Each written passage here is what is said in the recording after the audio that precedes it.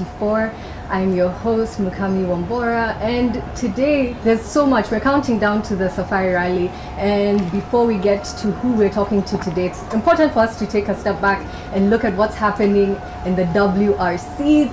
This past weekend we had the Monte Carlo Championship, and we have our top three championship in the championship standings. We have Terry Noville as first, Sebastian Ogier as second, and Elfyn Evans. Let's see if they'll be able to keep up their momentum through the Sweden Rally, and then of course what we're all waiting for here in Kenya, welcoming the world and everyone to Naivasha for the Safari Rally. And today we have one of Kenya's greatest hopes for the Safari Rally. We want to put our names up there competing with some of the best, and one of our best local drivers, we have Jasmeet Chana, and we will be talking to him. He's the Kenya National Rally Champion for 2023. Thank you. We're here at your garage. Thank you for bringing us here. You're welcome. You'll just talk to us, you've had such an incredible season. Maybe you can take us through how that year has been for you. Well, 2023, should I say, was a good year for us, for Ruby's Energy.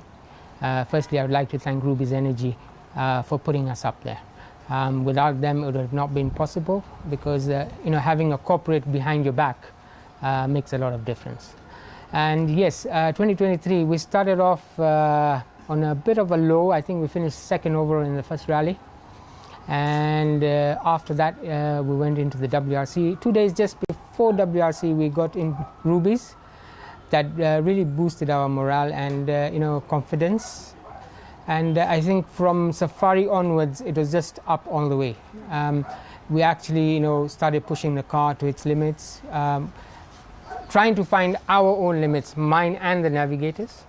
And I guess we found the right rhythm, and we know now where and how to push. Yeah. You've spoken about your navigator. Yeah. You can see his name here. Yeah. It's your brother. How is that working together, spending so much time together? Do you enjoy it? What does that feel? Well, when it's in the stage, you don't even know if you're brothers, because it's just about the notes coming and me driving. Out of the stage, yes, it becomes a bit a family affair. You kind of start joking with each other, sometimes even start arguing. It's like you're sitting in the sitting room in the house and you start arguing. But at the end of the day, it's all fun. He's a great navigator. He's got the experience. He knows when to push me and when not to push me. And yes, and a big asante to him as well. I mean, he's part and parcel of my championship. Okay, let's look forward to the Safari Rally. You've had some experience driving it the last few years. Maybe you can explain to us what it's like. What makes the Safari Rally so unique? I think firstly because we've grown up with it. Since we're kids, we know the Safari. We've grown with it. When it disappeared, it was a heartbreak for all of us. When it came back, it's like something lost in the family has come back. It's a great experience. Driving against WRC cars, WRC2 cars, it's just the feeling. Forget about you driving, trying to compete with them. You just being there is a big thing. So yes, at the start, you're standing around next to Ogier and lots of other legends. It's a very big achievement for a local driver. Yeah. And speaking of local drivers, do you guys interact?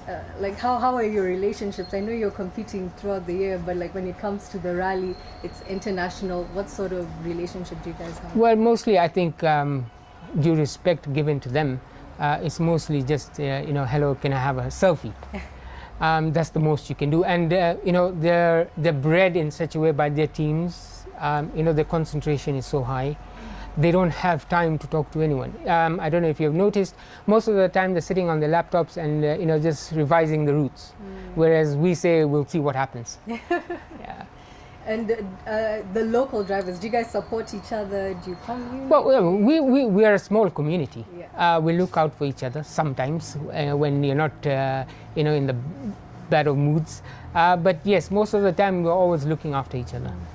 Now, Safari Rally has moved its dates from Yeah. July. It's come back to Easter weekend. What are your thoughts about that? I think it's a good move. It brings back memories of the old days.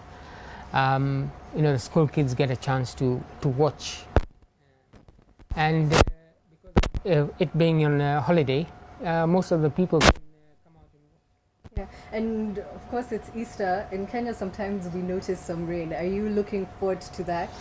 I hope it rains, but not rains that we have to cancel stages.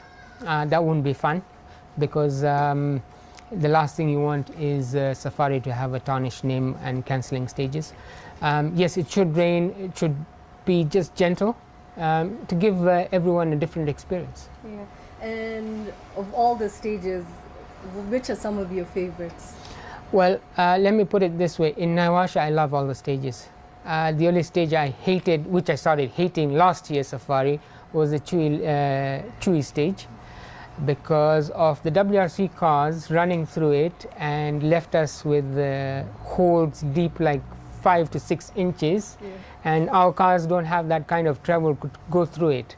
So yes, I was a bit sad there, but then that's rallying. It's part and parcel of it, and yes, that's where experience counts. Before we went live, we were talking about the experience of being in your car the entire day, and we're standing here. I'm already, my age has come to bite me. I'm already like tired. What about you? When you're sitting down, how tired do you get? Do you notice it? Okay, for a national event, you don't feel the tiredness unless you have an illness that you don't know about, or you're fatigued, or you've been overworking the previous days. But for the Safari, yes, by the end of the day, you do get fatigued, you do get drained, and all you see is your bed. The quicker you get to bed, the more fresh you'll be the next day.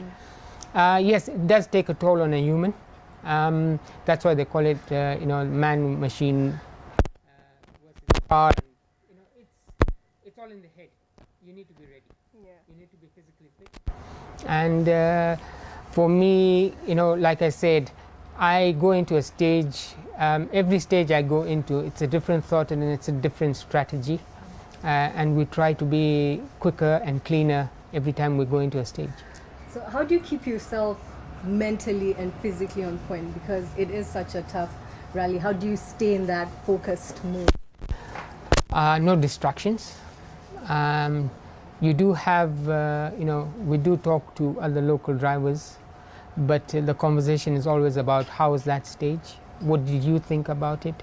What do you think you performed? It just gives you an idea of what the driver has done in the stage, and you can tell by their, talking that he did a better time or he was quicker. So you strategize on that and try and make a better time in the next stage. Yeah. Mentally, you just have to be ready for Safari. Just know you're going to get drained, fatigued, and you need to be ready for that.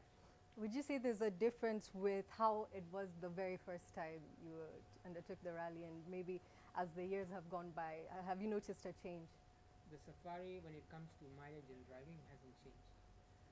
The only thing that has changed is the Safari nowadays, and the Safari we used to have is totally different. I mean, they used to cover 5,000 kilometers in something like 5 or 6 days. We're covering, I think, a quarter of it. And there's no night driving, and it's much, a wise man told me that's not Safari, but then again you have to look at the speeds we do. They never used to do those speeds.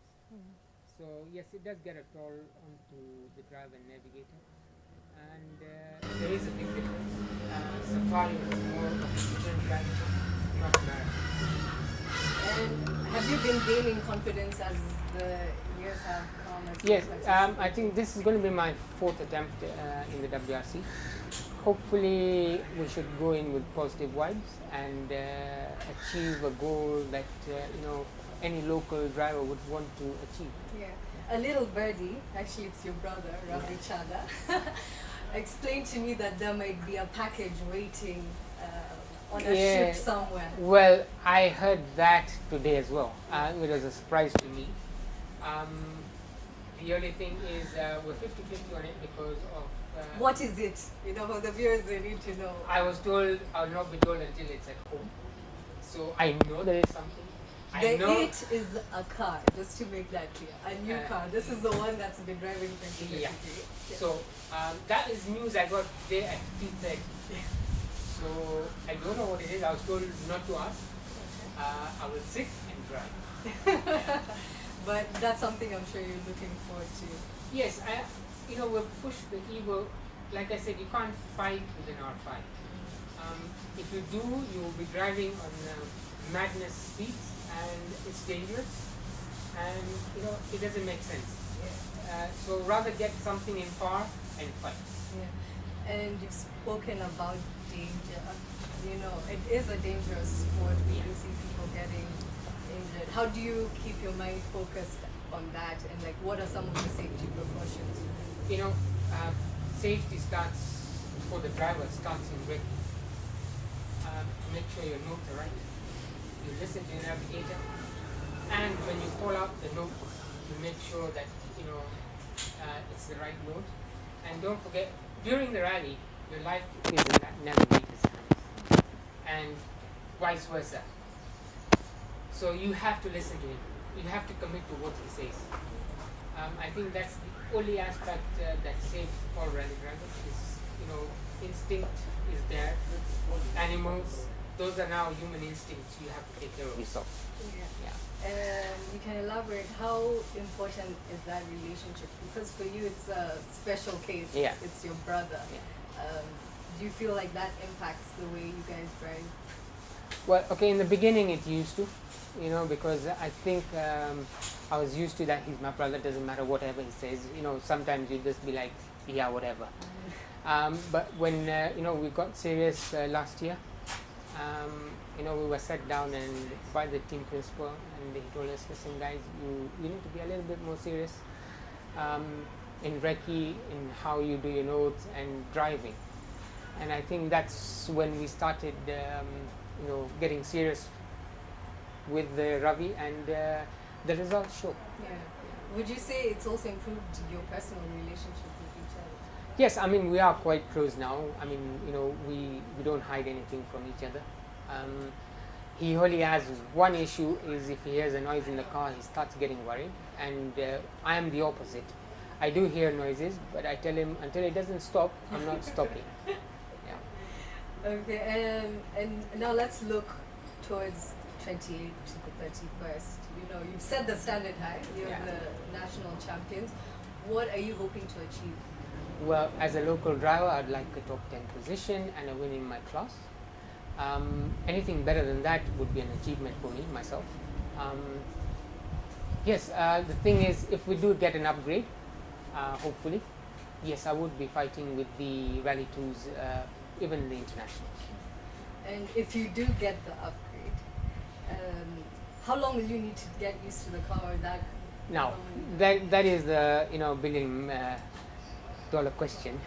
It does take quite some time, getting used to a new car, getting to know what it can do. But I've adapted. I've driven, I think, about 3 to 4 rally cars, different rally cars. I've adapted to them quite well. But obviously, you'll never be 100% in the first few rallies. And I think WRC will be a good opportunity because it's not about full-time, speed. It's about thinking, using your head, and making sure the car is in one piece. So it should be good fun, new car, WRC. Let's see how it goes. Yeah, and I think as a journalist, it's always important to ask this question because there are a lot of people watching right now. For those people who want to get into rally, what sort of advice would you give them? This is something that we've been taking up with our federation. We've been trying to, as drivers, we've been trying to tell them, let's open a budget class for newcomers. Bring your Pro Box. 3 things you need in that car: is a roll cage, fire extinguishers, and maybe get a karting Hans, because of course a beginner cannot buy a proper full Hans.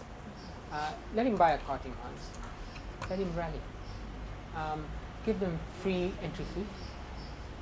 Let them rally, and believe me, you'll get more entries, and it will be something good for the federation and the country. Yeah. And to give them that motivation, maybe you can look back and share one of your greatest memories in rally. Well, I would like to say my greatest rally was the championship I won in 2009 in a Volkswagen Golf, the two-wheel drive championship. I think that's the most fun we had that year with that car. That car taught me a lot of respect on the wheel. It taught me how to make notes. It taught me how to listen to the navigator. And a small mistake in that car would have been a very big, huge mistake outside, because it is a front wheel drive. You're actually steering the power wheels, so your one mistake would push the car away. Yes, those are memories that I'll never forget. Thank you so much No for problem. having us. Thank you for inviting us to your garage, No having problem. a look at your car. Thank you. I'm sure everyone watching is hoping with you Yes, that we yes. see an R5 during the Safari Rally. It'll be Hopefully, exciting yeah. to see Hopefully, yeah. what you'll be able to achieve. Thank you for having us here. You're welcome. Well, that's all we have today, but thank you for tuning in. We'll have more for you guys as we come down to the rally. My name is Mukami Wambora.